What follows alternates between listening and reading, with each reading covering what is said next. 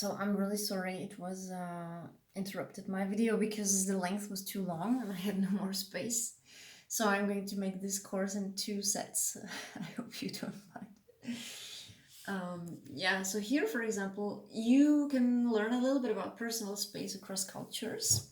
Yeah, so physical closeness is very common in Southern European countries. They like to kiss, they like to hug, and some say that this might also be the reason why the coronavirus spread much more quickly there in these countries. Yeah, it could be one of the factors. It's difficult to prove, right? And it's kind of stereotypical too, so I don't like to really say that, but who knows, maybe they could be one of the factors. In Latin America it's the same. People tend to be very close. Yeah, I think those of you who have experience from these countries maybe can confirm. In the Middle East, talking and even the distance is so close that you can even feel the breath of the other person while you're talking, and it would still be something which they would perceive as okay. Yeah, so in the Middle East this is quite common. I don't know if you've ever anybody has experience from there. When I traveled to Dubai, I found this to be quite interesting. Physical distance in Japan, for example, physical contact, they tend to have physical contact avoidance. Yeah, so it's perceived as something very rude if you interfere into the personal space of somebody. Also in the USA, you tend to keep quite high distance in terms of personal space. And something that in Northern Europe, where the distance is also very high, is the reason for that is the external factor that it's not very warm there. Yeah, so we could hypothesize with different things here. We could again look into different possible reasons for that. We could say that maybe in the warm cultures the distance is lower, in the cold cultures the distance is bigger. Who knows if that is the only reason? Probably not the only reason. I think it's part of the culture, it's part of the history, part of the social behavior accepted of the particular culture. So here you have a personal space. And what is the definition of it? So here you see this is intimate space, which is really just around the person, which would be a zone where we would not let anybody in who is not our partner, who is not our family member, whom we don't really feel high intimacy, whom we don't share high intimacy with. Personal space is for interactions among good friends or family members. Yeah, so you can easily, and of course this personal space now, in terms of social distancing, well, we have to give it up. We should not let anybody into this personal space. Then we have social space, which is done for interaction among acquaintances. Yeah. And again, this is something that now we are not doing. We're not shaking hands. We are not hugging. We're not doing things like that at all. So this is also something which many people feel as it makes them feel very lonely. Yeah, especially elderly people, when they are alone the whole day and then somebody from the family comes to visit them and cannot give them a hug, it makes them very sad. They can become very lonely. Yeah? And here you have public space. So public space, of course, you have experienced this a lot while you were riding on public transport. But public space means that this is the distance that you would keep with people whom you don't know at all.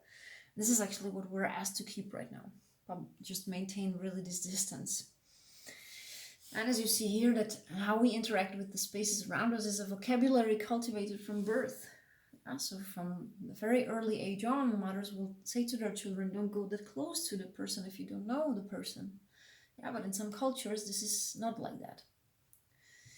And here you have personal space in the US. So you can check it out. It's written in American measures in inches.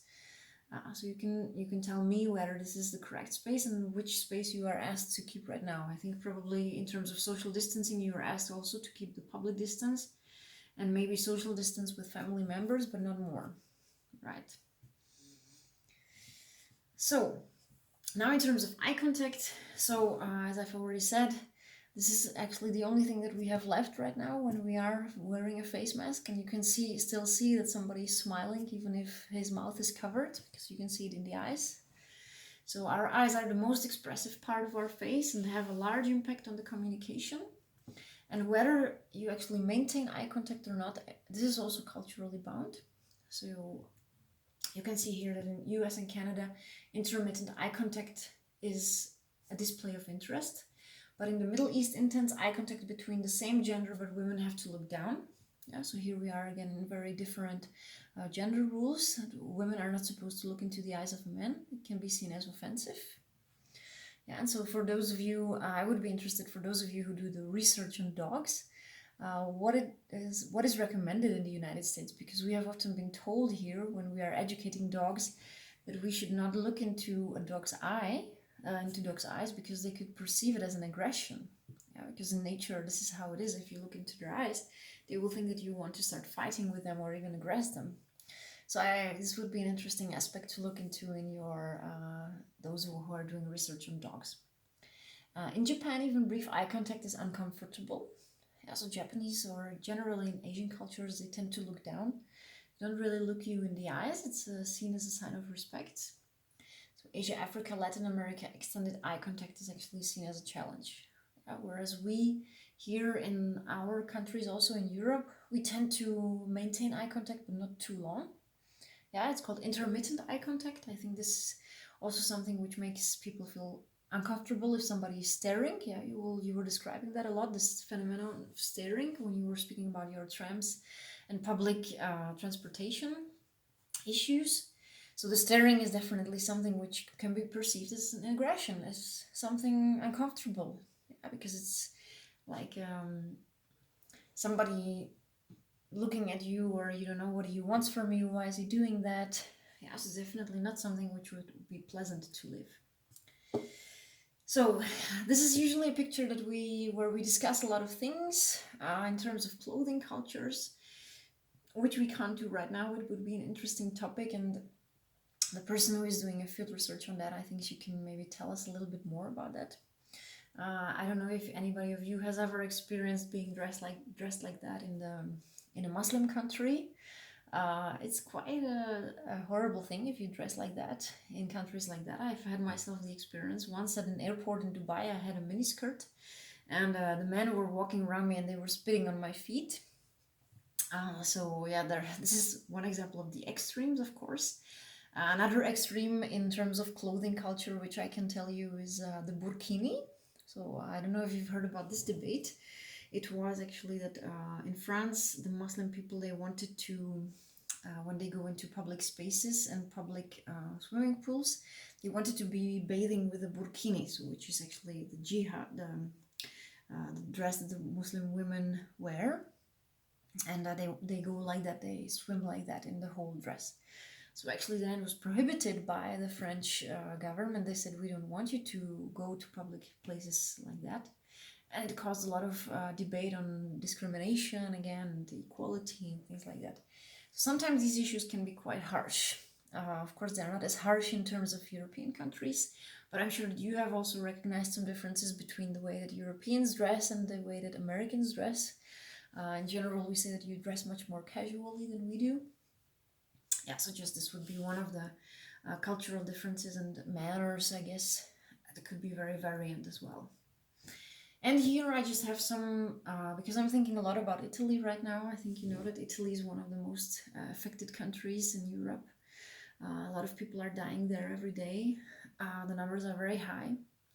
So I have just shown you, because Italy is the example of nonverbal expressions of gestures. Yeah, they have a very beautiful way of expressing themselves with their hands, or even accompanying the expression of their speeches with their hands.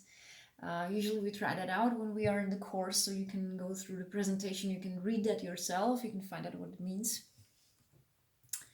And here you have some other hand gestures, just to show you some differences.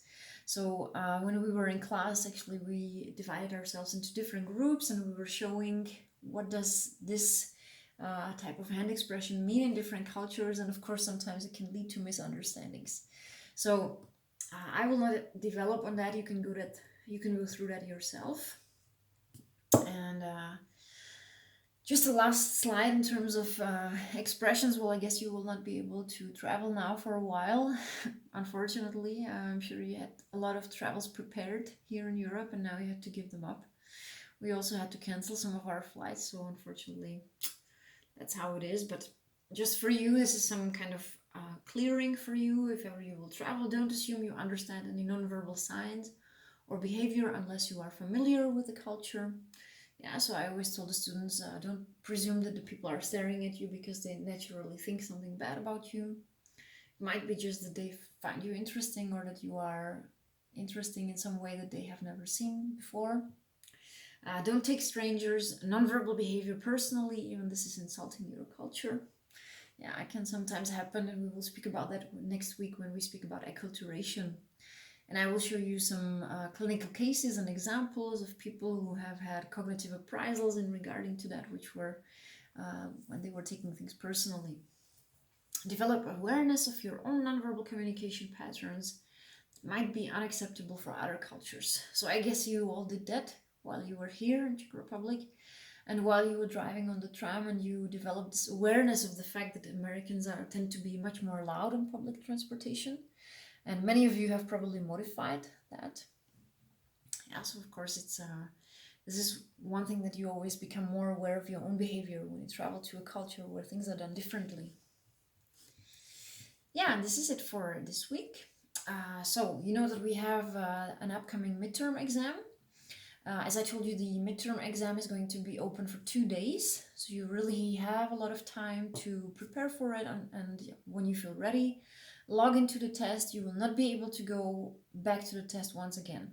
Yeah, it's because some students have already tried just to open the exam and look at the questions, and then they thought that they would be able to click into it once again and prepare just for the questions. Well, this is of course not possible, but there are no tricky questions. It's really all that we have studied, all of the theories that we have gone through so far. I'm sure that you will be perfectly able to complete this exam without any problems if you just revise what we did together, if you look at the repetition that I posted in terms of the midterm exam. And please, if you have any questions, just don't hesitate to ask me. And we will try to continue this way with our discussion, with our Google collaboration, and we will continue with our summary of the readings, and I will always post some kind of online lecture like that. So I wish you good luck for the midterm exam, and don't hesitate to ask me questions if you need to. And I also wish you good luck in the situation that you are facing right now. It's not an easy situation. The whole world is facing the same thing. We have to hang on in there. We have to stick to what is important, which is our health, our family, and our safety.